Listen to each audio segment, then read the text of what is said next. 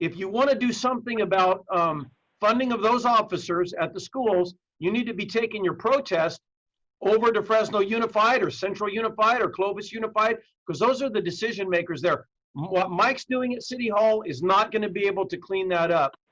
If you want them to defund officers, which I think is a terrible idea, it keeps a certain modicum of safety on the campuses. We probably need more cops there, but it also acts as a very first place where community-based policing can happen, is you get officers and kids talking, beginning relationship, maybe even advancing that more than it has been in the past. But I certainly wouldn't take officers away from the school district any more than I would take officers off the streets of Fresno. It's a crazy idea. My understanding is when this all came to be, there was concern about safety on campuses, protecting our kids. We've had incidents where people have come on campus and been a threat.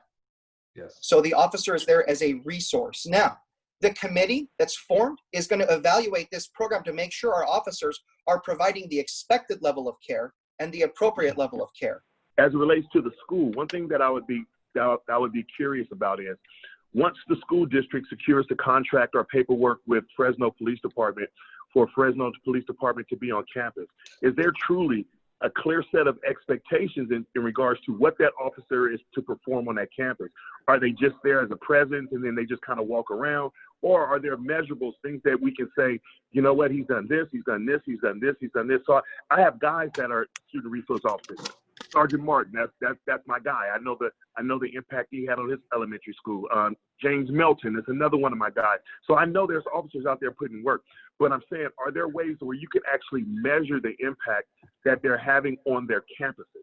Yeah, I'm sure there is a metric to measure success for officers on campus and what just their presence. It's untold what just the mere presence alone provides in regards to safety. You know, keeping an active shooter off the campus just because the police car is parked in the parking lot right in front of the school, or an officer walking around, right? Or an officer on campus that prevents their premier presence prevents a fight, right?